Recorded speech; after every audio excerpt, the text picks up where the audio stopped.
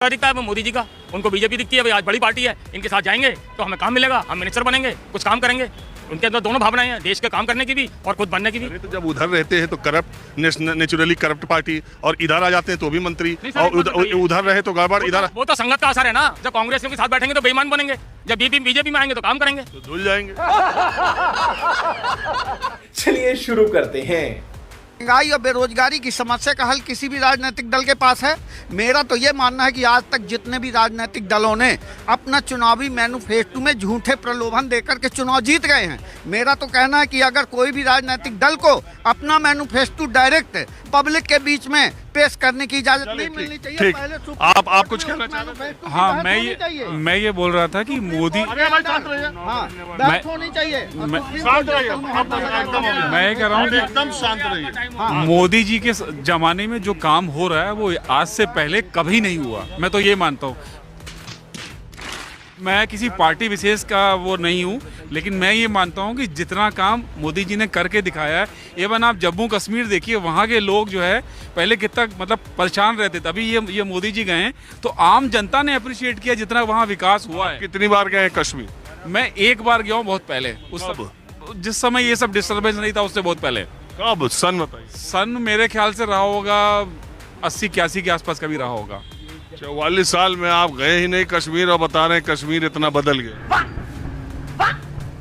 बिल्कुल बदल गया है भाई साहब। आजकल तो सोशल नेटवर्किंग का जमाना है, आप YouTube पे सब कुछ देख सकते हैं।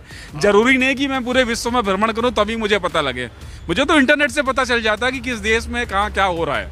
और मैं तो ये मानता हूँ कि मोदी जी की सरकार बहुत अच्छा काम कर रही है, गरीबों के लिए काम कर रही है। आज मेरी चर्चा, वो बात सही है आपके, नहीं एजेंडा कुछ नहीं है, मैं चर्चा इस बात की कर रहा हूँ कि आप पीछे देख रहे होंगे, पीछे लगातार दिनों से, और लग रहा है चुनाव तक ये जाते जाते और बढ़ जाएगा, कि हर वो चेहरा जो विपक्ष में था, हर वो चेहरा जिस पर बीजेपी ने कभी न कभी सवाल उठाए थे, वो सारे चेहरे अब धीरे धीरे बीजेपी युक्त होते जा रहे हैं। बात तो सही है, वो बीजेपी में शामिल होते चले जा रहे हैं। तो ऐसी आज की राजनीति की क्या वजह है कि यही वो लोग, चाहे वो अजीत पवार हो, चाहे वो हसन मुशर्रफ हो, चाहे वो प्रफुल्ल पटेल हो, चाहे वो सुरेश पचौरी हो, चाहे वो अशोक चौहान, आदर्श, एक मिनट आप चुप रहेंगे, बिल्कुल बता रहा तुम बीच में चोंच क्यों मार रहे हो? हूँ, आप बिल्कुल मेरे सब्र का इम्तिहान नहीं लेंगे अब। तो ये क्या आपको लगता है? देखिए, ये तो मैं ये नहीं कह सकता कि ये ऐसा गलत हो रहा है या सही हो रहा है। ये सब राजनीतिक दलों का अपना खेल होता है, क्योंकि एंड ऑफ द डे अगर उनको बहुमत नहीं मिलेगा तो वो सरकार नहीं बना पाएंगे। तो कोई जरूरी नहीं कि जैसे मैं आज किसी कंपनी में काम कर रहा हूँ, कल को किसी और कंपनी में काम करूँगा। मेरा ये कहना, जो आप बात कर रहे थे कि आज़ादी के बाद जो काम नहीं हुआ इस सरकार ने किया, इस पार्टी ने किया, अगर ऐसा ही सब कुछ था तो इन दागी चेहरों की जरूरत क्या थी? Good question. नहीं, बिल्कुल बात सही है कि दागी चेहरों की जरूरत नहीं थी, लेकिन राजनीति अब जैसे किसी क्षेत्र में किसी एक आदमी का मतलब एक अच्छा वर्चस्व है, और वो भारतीय जनता पार्टी को ये लग रहा है कि हमारे साथ आके ये हमें ज्वाइन करता है, हमारे साथ आके ये बदल सकता है या हम इसको कंट्रोल कर सकते हैं। देखिए, जैसा अगर मैं एम्प्लॉयर हूँ, मैं मैनेजर हूँ, मेरे अंडर में 10 आदमी हैं, तो 11वां आदमी जरा नटखट है तो मैं मैनेजर अच्छा हूँ तो मैं कंट्रोल कर लूँगा, मैं उसको संभाल लूँगा। तो मुझे लगता है शायद बीजेपी की ये मंशा है कि अगर इस तरह के लोग भी आ जाएं, 100 में से 2-4, मैं नहीं कह रहा हूँ 100 के 100 हो जाएं, बस दाल में नमक हो सकता है, बट नमक में दाल अगर आप करोगे तो फिर बहुत बुरा हाल हो जाएगा, मेरा ये मानना है। अच्छा, तो आप जो ये बीजेपी को वॉशिंग मशीन कहते हैं, आप भी मानते हैं हो गई पूरी? नहीं, वॉशिंग मशीन की क्या बात है, उगते सूरज को दुनिया सलाम करती है। आज बीजेपी उठती हुई पार्टी है, काम कर रही है, पब्लिक फेवर में है, मोदी जी बैठे हुए हैं तो लोग आ रहे हैं। मोदी किसी को नहीं बुला रहे हैं, लोग अच्छे लोग खुद ही जा रहे हैं। ऐसा है क्या? उनको भी तो सीट चाहिए, उनको भी तो मिनिस्टर बनना है। हर आदमी की इच्छा होती है मैं इस फील्ड में हूँ, उस पर आगे बढ़ूँ, तो उनको एक रास्ता दिखता है वो मोदी जी का, उनको बीजेपी दिखती है भाई आज बड़ी पार्टी है, इनके साथ जाएंगे तो हमें काम मिलेगा, हम मिनिस्टर बनेंगे, कुछ काम करेंगे।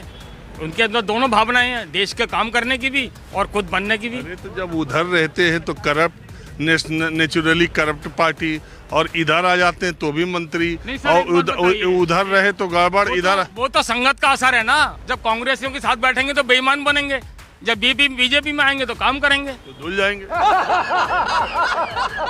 वही तो मैं भी कह रहा हूँ। नहीं जरूरी, अब ये तो हमारा सोचना है कि धुल जाएंगे या मशीन में चले जाएंगे।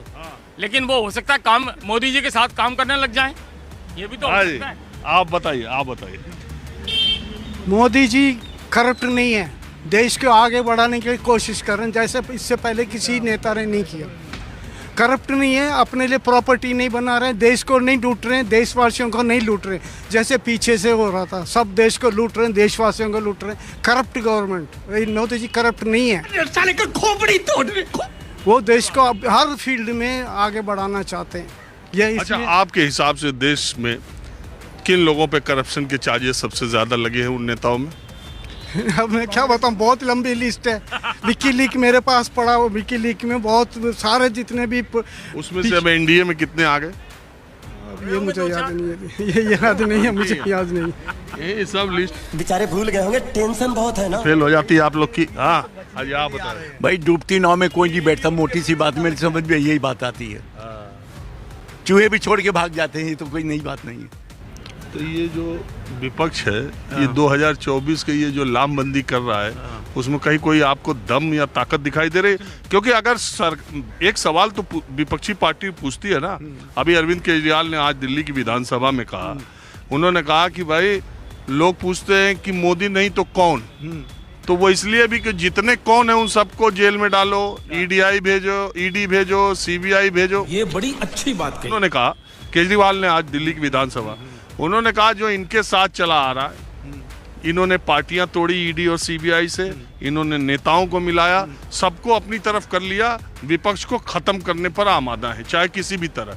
उन्होंने ये भी कहा कि इलेक्टोरल बॉन्ड का जो सच्चाई नहीं बता रहे कि क्या है, एसबीआई मांग रही है डेट की, इलेक्शन के बाद हम बताएंगे।